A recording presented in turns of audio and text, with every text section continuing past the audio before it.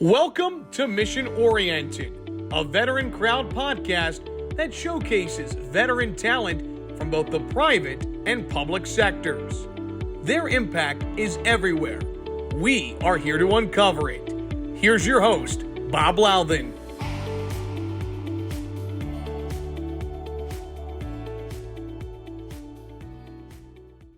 Welcome, everyone. My guest today is Lyle. He is the founder and moderator of Strategic Growth Council, which now is part of TheOperators.pe. He's also one of the founders of Acclaro Growth Partners for 23 years now. And more importantly, he's a former military intelligence officer. Kit, welcome to the program. Thank you for participating today. Thanks, Bob. It's a pleasure to be here. So I always like to start out and hear a little bit about my guests, and we go back and we reminisce about our days in the service. Tell me a little bit about how you got into the service, what that path was. How did that happen? I had a high school history teacher that was a real firecracker. He was an inspiration. Really interesting guy. Drove a motorcycle up and down the hallways. Did some donuts in the parking lot with his Mustang. Did lots of inappropriate things. Smoked cigarettes. He got in a lot of trouble, but he was also a retired infantry officer, and asked me if I wanted to apply for a ROTC scholarship. And I brought home the packet to my dad, who was a retired colonel, and of course, the rest is history. Was this while you were at Franklin and Marshall? Is that where you? No. This was in high school. So in high school, okay, all right. Early designee. Early designee. Okay, I didn't even know they had such a thing. They were, that's something. I learned something new every time I have some of these. So you became a military intel officer. How was that? Good. It was like we were talking about earlier. I really wanted to be an aviator, and military intelligence was kind of my backup. But in reality, it suits my personality pretty well. I've always been a researcher. A little bit of an analyst. I like getting into the data. I like being in the know. I like figuring things out before other people. So yeah, it's probably appropriate. I used to wear glasses. So, I was the S2 of in an infantry battalion, and, the commanding officer used to imitate me by walking around pushing my pushing glasses up. So I was perfect, MI weenie. That's an interesting story. Wearing contacts now, like I am, or maybe LASIK. It was LASIK. Okay, all right, cool. All right. Well, so tell me about your early career. You let's just talk about when you got started and how all that fell into place. And then I really want to get into Acclaro Growth Partners, and I also want to talk about TheOperators.pe because guest our folks is really in the business of facilitating folks that are C-level executives and professionals that are in the M&A market. So interesting cross collaboration, me being a M&A advisor, you being in the same field. I hope I learned something today. But anyway, go back to your early career and let's talk about that first. Yeah. So, I look at battlefield maps and look at avenues of approach, and I looked at, where we are and, how do we defend against the enemy, and what the skills and strengths and capabilities of the enemy are, and advising the commanding officer. And I got into consulting, strategy consulting by saying, like, what is a market map? A market map is exactly the same thing as a battlefield map. I mean, all we're doing is substituting the word enemy for the word competitor. And whatever, they bought it. It was a good story, and I got my foot in the door in a consulting firm that no longer, it's been acquired a number of times, so the name's different. But and when I was there, I thrived. I did really well, and to some extent, I leveraged some of the analytical tools and skills from being a MI guy. Believe it or not, I actually effectively did that, and sort of ended up carving out a little niche for myself with the private equity folks, even though that wasn't the stated focus of the firm. It was more Fortune 1000 brands, but I like those private equity guys. So anyway, that was my start. Yeah, this is fascinating. A lot of times people don't correlate experiences in the military directly to experiences in the private sector. I sort of have this saying that not a whole lot of jobs for knuckle dragging machine gunners, right? Out there. So, but it's interesting that you sort of found the match, your personality and the things that you were good at in the military. Actually, you've translated that personality and skills into an opportunity in the private sector. I Yeah, think very much people so. miss that. You have some thoughts on that? Well, I mean, I sort of got lucky.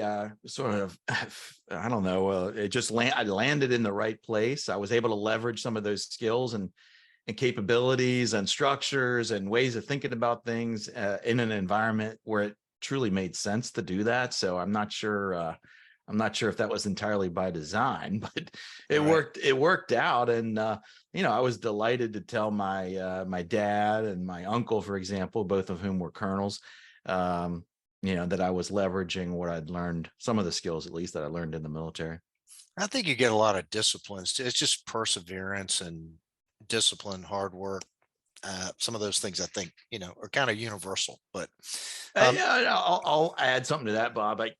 When you're in your 20s and you're pulling all-nighters at work and you're stressed out and there's this expression, well, at least I'm not getting shot at, right? Yeah, it puts things into perspective. I've done this before. I've gone without sleep for 72 hours. I can do that. This isn't really that big a deal. you're right. And you're not ankle deep in 30-degree water either. That was another one of the fun parts, yeah, everybody likes to do lean-to at 4:30 in the morning before breakfast, right? Yeah, all that kind of stuff. Well, hey, tell me a little bit. Talk to me about Acclaro Growth Partners. Talk to me about being the founder of that. This is a growth strategy consulting firm for middle market M&A. How did that fall into place? Well, as I said, when I had that first job out of the Army, the intent was to work with large brands. And I can remember, Bob, at the same exact moment in time, working for Ingersoll Rand Corporation. I suppose I can reveal this story now. Enough time has gone by. They wanted to acquire the Toro Corporation, and whoever the client was there at the time was a little bit of a difficult character to work with. And at the same time, I was working with some notoriously difficult to work with private equity deal guys. And the deal guys at the private equity shop said, "So kid, you finished your study. Would you buy the company?" And I thought about it for about 4 seconds. And then I said, "Yeah, I think I would." And they said, "Why?" And I told them, and they said, "Well, what would you do first in the first 100 days? What are you going to do? What do you do differently? How do you make this thing grow more rapidly?" And I had answers, and I was delighted. And, it felt really good. I was, still in my 20s, and I thought, I want to work with these guys, because the Ingersoll Rand folks said, we don't really care about your analysis or your thinking or your strategy or any of that stuff. We just want the data. We got it all. We'll figure all that other stuff out. Just get us the data. So, I decided I wanted to work with private equity folks, but more specifically, the bullseye for me was the operators, the management teams, the executives that were running those businesses, because I really wanted to participate in growth strategy. I wanted to do growth strategy. So I created Acclaro, and I literally drew a bullseye. The center of the bullseye is the CEO of a middle market private equity backed business. And then I had to think, all right, now how am I going to access that guy? And I thought, well, maybe associations. So that's first ring out is associations, trade societies, et cetera. And the next rung out was the owners, the private equity board members. And I reached out and did a few projects, few engagements as a startup, Acclaro Growth Partners 23 years ago, for associations. It went well. And, I got to speak, I got to write, got published, and met some clients. So it was a success. And did the same thing with private equity groups. So had success. And so both of those trajectories, both of those paths to the CEO worked. So, it sounds like a success story, but in reality, the traction was with the private equity deal guys. That's where most of the momentum really came from, and not not association so much, and not the operators, not the CEO of the business. So the Acclaro Growth Partners took off. They do great work with commercial due diligence, market due diligence, and then later sell side market studies. That business is still around. I still own it. I'm still on the board, obviously. I'm not involved day to day. But my point in all this is, I really wanted to work with the operators, and the deal guys are the ones that wanted to pay for the studies. So those two big bookends, market or commercial diligence on one end, sell side market studies on the other end, that paid all the bills. And that vast middle ground of value creation, it always existed, but it paled in comparison. So value creation translation is what I really wanted to do. And 23 years later, here we are, and I'm starting this new venture. So this was early 2000. Is that time frame? How do you think the private equity market? Well, wait a minute. Let me ask the first question. What was middle market in 2000, and what do you define it as today? Let me ask that question. Yeah, today middle market would be, let's say, 25 million up to maybe 100 million of EBITDA. Okay. All right. So and so let's go back to 2000 for a second, because I kind of transitioned in 94 from a manufacturing career into what I call my finance career. And I remember standing around in the mid 90s, and I think $10 billion had been deployed in the venture capital industry. And we were like, damn, where's all that money going to? Well, I talked to a young man not too long ago. He's in a $12 billion venture capital fund. I mean, so what have you seen change over these 23 years? Oh, well, I mean, a lot, but off the top of my head, the multiples have gone up. First of all, the definition of middle market has changed. Back then, the middle market might have been like 1 to 10 million of EBITDA. Middle market, not lower. Yeah. Okay. Market. The second thing I would say is the groups, by and large, in the year 2000, and dating back to 94. It was very unusual for a private equity group to not say, we're industry agnostic. Send us everything. We'll look at anything. We're generalists. Today, that's very rare. Today, you got healthcare funds or the groups will say, these are the industries that we focus on.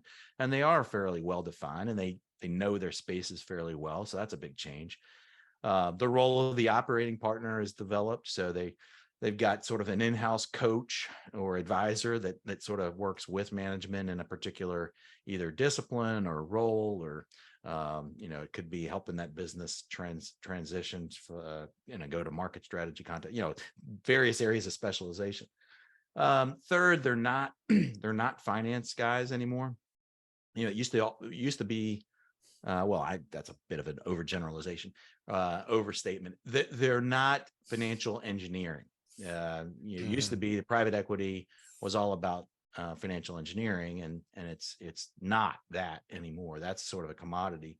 It's really all about strategy and figuring out opportunities and how do you differentiate, developing investment theses, conveying those to the limited partners.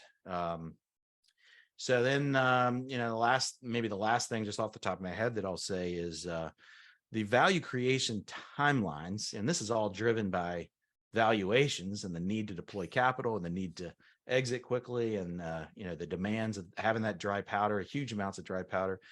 What all that means is that the management teams, the operators, as I refer to them as, have an unbelievably stressful role in creating value, growing those businesses organically and through acquisition in ridiculously short periods of time, 3 years, 4 years. And it's tough. It's a tough job. We're going to come back in a second. I'm going to get you to get out and polish off your crystal ball. You're listening to the Mission Oriented Podcast on the VeteranCrowd Network. The Mission Oriented Podcast is sponsored by Transact Capital Partners. Transact Capital Partners is a full-service mergers and acquisitions advisory firm specializing in the confidential sale and acquisition of privately owned mid-tier businesses. At Transact Capital Partners, we believe that our veterans continue to lead impactful lives as civic and business leaders. Their leadership and management skills, hardened in the crucible of the military, are key drivers of success. Veterans are mentally tough team players and creative problem solvers imbued with a heightened sense of ethics and personal accountability.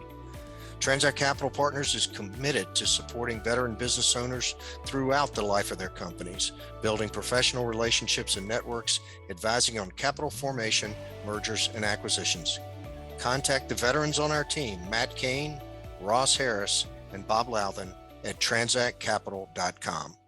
Welcome back. My guest is Kit Lyle. Kit, I told you before the break I was going to get your crystal ball out. So, I'm really curious. I think I think we've had a long run here. I mean, the last time we had kind of a shock was 2008 of any, real significance. We've had kind of this period of time. I think there are a lot of people in our industry that haven't been through a period of time like that. What do you think's coming down the road for us in the next 18, 24 months here? Well, I was at interestingly enough, I was at a M&A conference just yesterday in Baltimore, and I was really surprised, all the panelists talking about how bullish they were, how optimistic they are. That's sort of in their DNA. That's what they do. They always sort of talk in very confident terms, but they, they had data to back up the fact that they felt good. And a lot of that had to do with the growth or the success or the demand in very specific industries. But as I step back and think about it, here's my crystal ball forecast. Right. Next couple of years are going to be kind of a slow,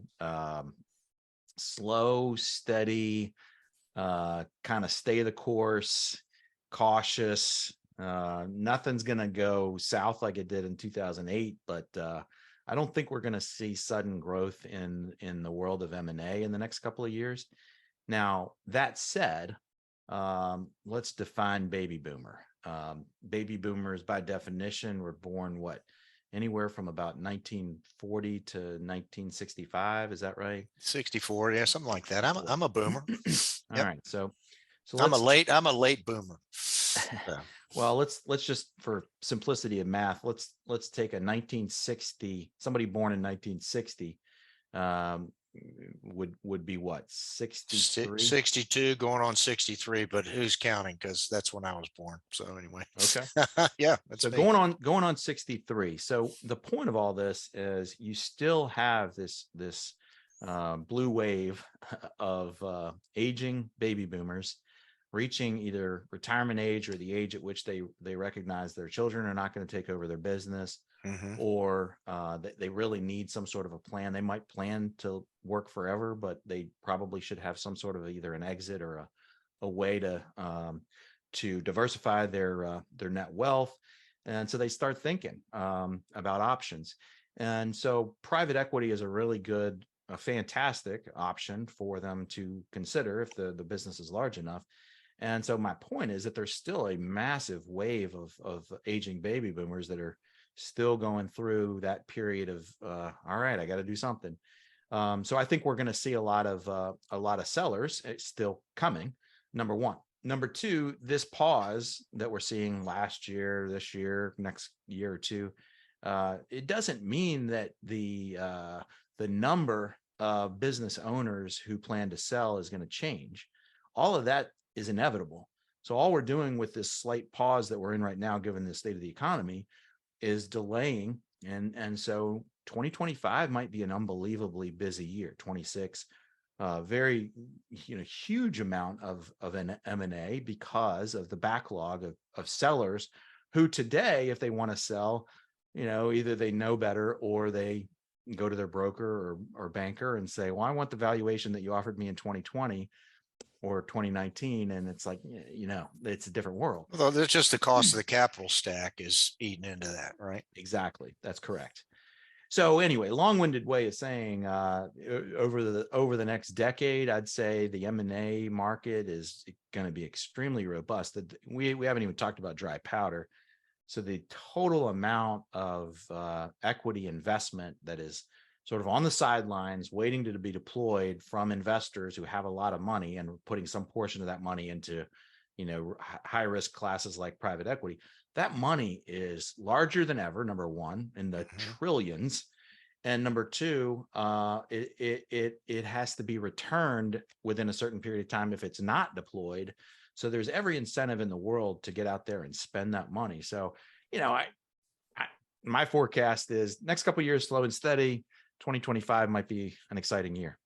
Let me ask one other question. It's maybe this is a gut feel, but my observation would be that private equity is outbidding strategic for acquisitions. Do you concur with that?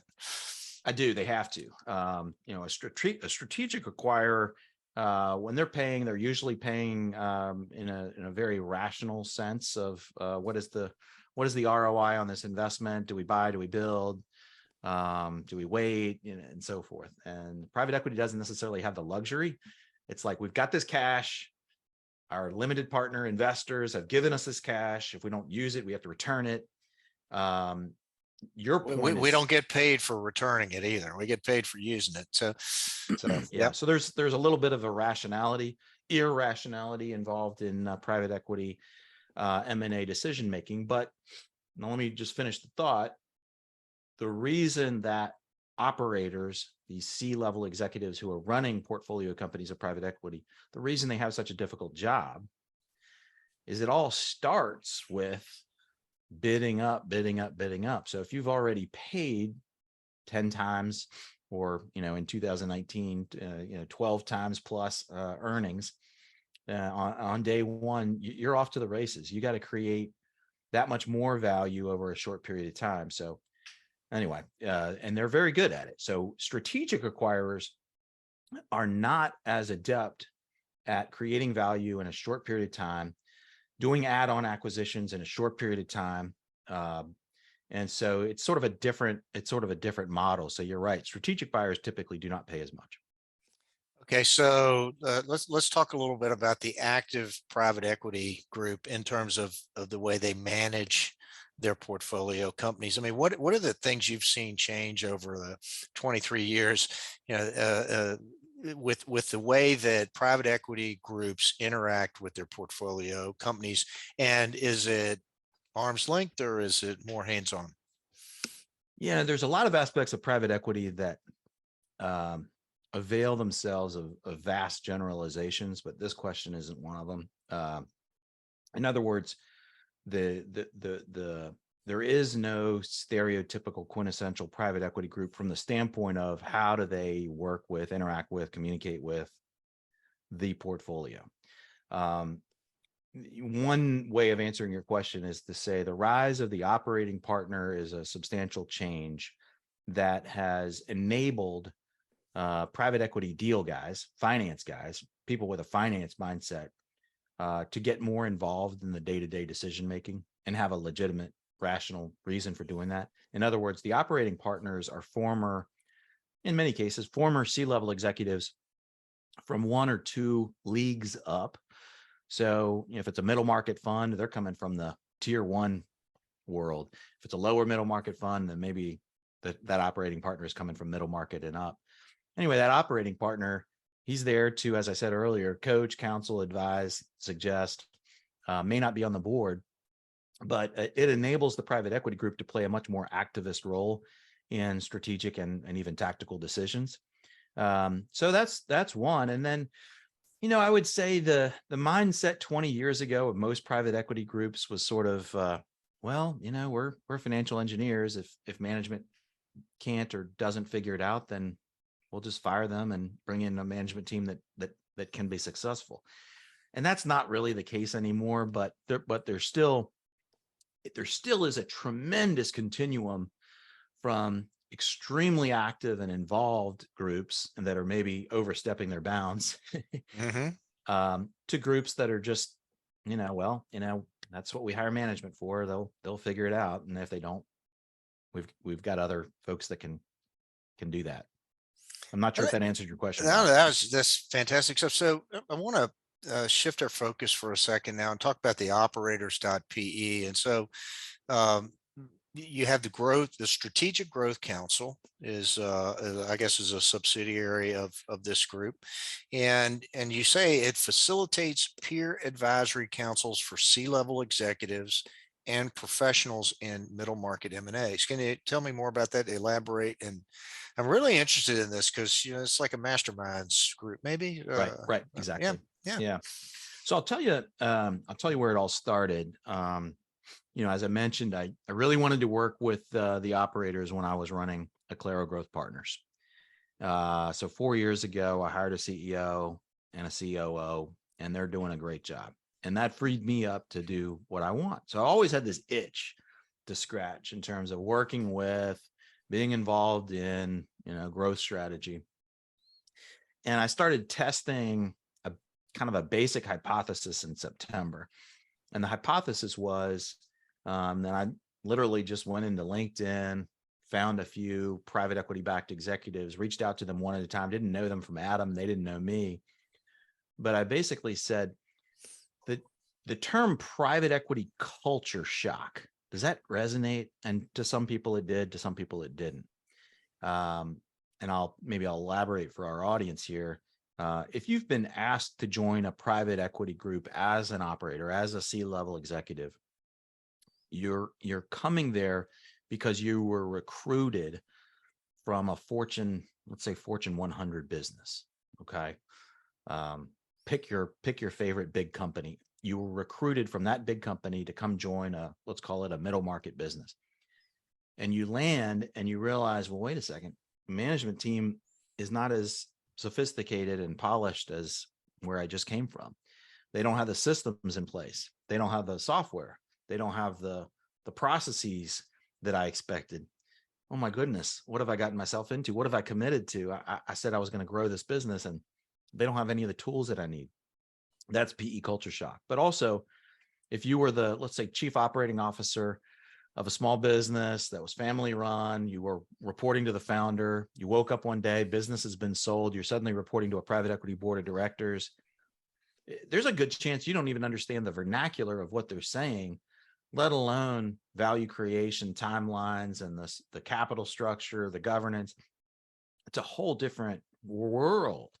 And so your head is spinning for that reason. So anyway, I was talking about PE culture shock, and I said, there's no association for private equity backed executives. There's no community, there's no society, there's no club. Would that be something that would be of value to you? And 12 out of the first 12 people I spoke to were like, yeah, absolutely. Where have you been all my life? Oh, I thought I was the only one that needed that. Thanks for stepping up to the plate. This sounds great. So then for the next literally 100 conversations, I said, well, tell me what a community of private equity backed executives would look like. What would it feel like? What would it do? What services would it provide? How would it help you? And I created it. The number one need or wish. Let me ask you a question, Bob. Any guess about the average tenure of a public company executive versus a private equity backed executive? Which one do you think is longer, has a longer tenure? I got to say private equity is shorter, but That's right. That's right. Because there's a cultural and philosophical change that typically happens, coincides with the transaction, and most people don't survive it. They either self-select out of it, or the powers that be want to change the culture of the business. And it's easier to change people than it is to change people, right? So right. That's ends up what's happening. Right? Yeah. So 3 years is the tenure of a private equity backed executive, and that's pretty short.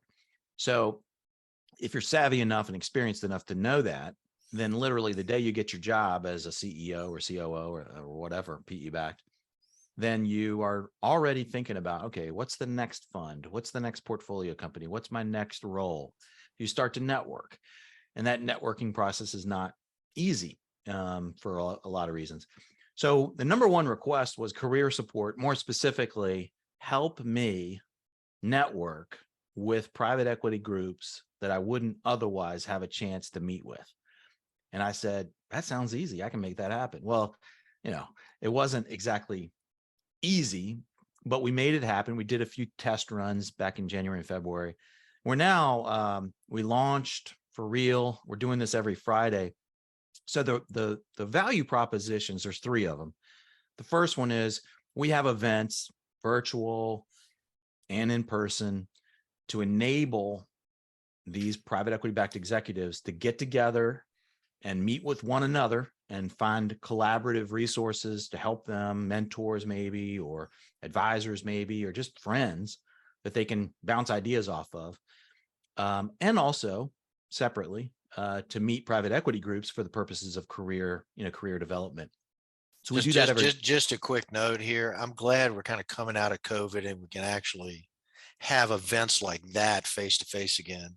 I find myself thrilled to be able to have meetings like this via Zoom, right?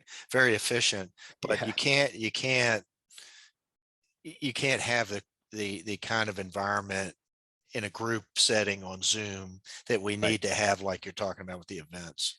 Yeah, frankly, I was on the opposite side of this debate. I remember saying to private equity backed executives whom I was speaking to, I said, you don't really want to go to like a conference or anything like that, do you? And they all said, well, we need to physically be around. It's sort of like if you take a professional athlete, who does a professional athlete work out with? Do they work out with Bill down the street? No, they work out with other professional athletes. Right. So if you're an operator of a business, you need to be around other operators that stimulate you, challenge you, answer questions, have insight for your quandaries and concerns. So they wanted to interact, and they wanted to be kind of relatively intimate, relatively small, safe space, separate from the private equity owners. I said, okay, I understand. We'll make that happen. So we're doing that September 27th, 28th in Dallas. And then, so we got events, the website. I don't know if you're familiar with Quora or Reddit, but those are big Q&A platforms kind of universally. So we could post a question about gardening or about naval aircraft or anything you want. Right. But this website, TheOperators.pe, has essentially the same sort of thing, but it's only for PE-backed executives to ask questions of one another that only a PE-backed executive could answer. Negotiating compensation as a COO for XYZ Capital Partners. Any advice? I'm applying for a job with XYZ Capital Partners. Anybody know those guys? Good guys, bad guys? What do you think? We're investing in software for blah, blah, blah. Anybody have any recommendations? So those are questions that are, obviously uniquely suited to operators.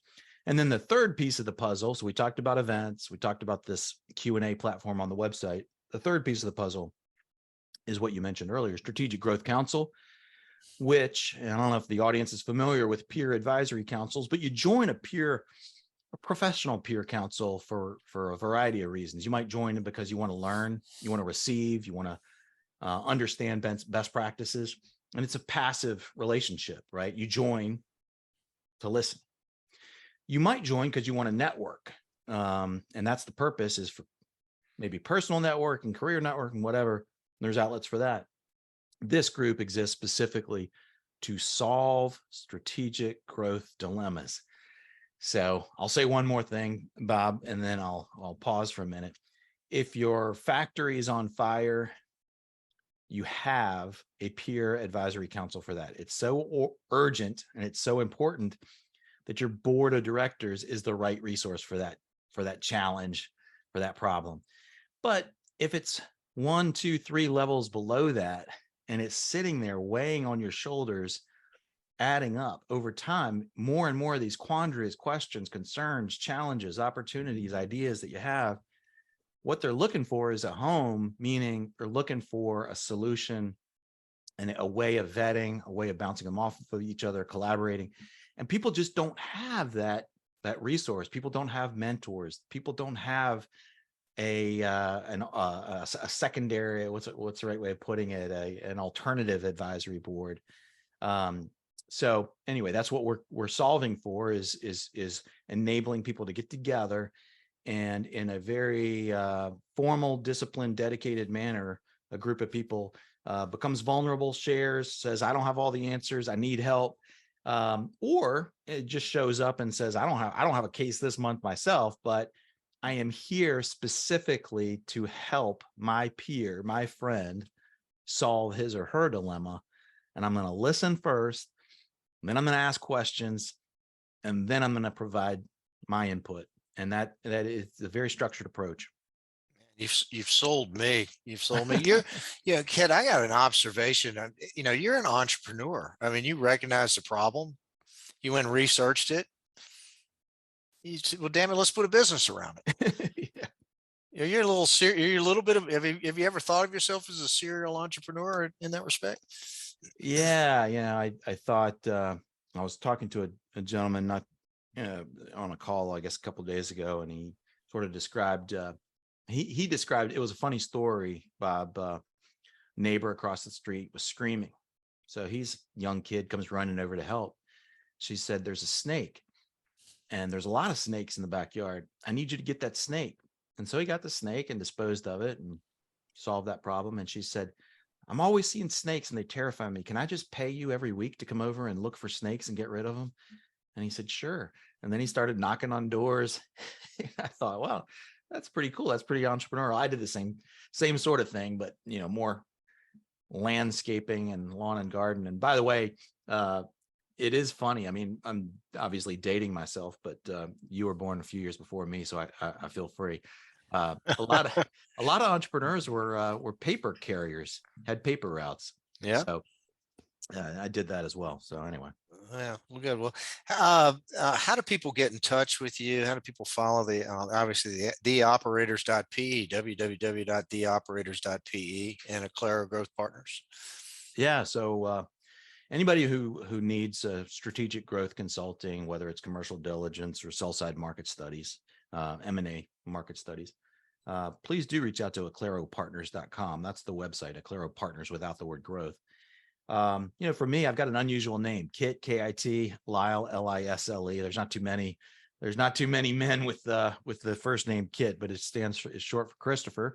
You can find me on LinkedIn, and my email address is kit@TheOperators.pe. Okay, well, we're going to we'll put all these links in the show notes.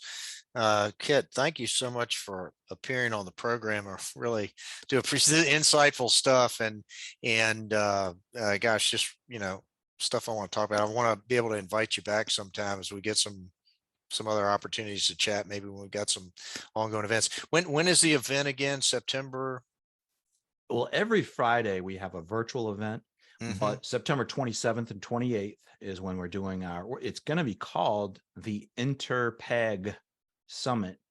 And the reason for that is private equity groups, some of them, the bigger ones, they have a CEO summit or a CFO summit, COO summit. But the smaller ones, the lower middle market private equity groups, can't really justify the time and the bandwidth. They don't have the bandwidth to host those events. So I just thought, well, why not make a summit across private equity? So we'll call it the Interpeg Summit. Okay. Well, we'll try to put information out there as well. Hey, you've been listening to the Mission Oriented podcast on the VeteranCrowd Network. My guest has been Kit Lyle. Kit, thank you so much for appearing on the program. I'm going to throw out a big Army Bravo Zulu to you today for your performance on the program. Thanks so much. And that's a wrap. Thank you for listening to Mission Oriented. Make sure to hit the subscribe button and you won't miss an episode. To learn more about Mission Oriented and the VeteranCrowd Network, visit us at www.VeteranCrowdNetwork.com.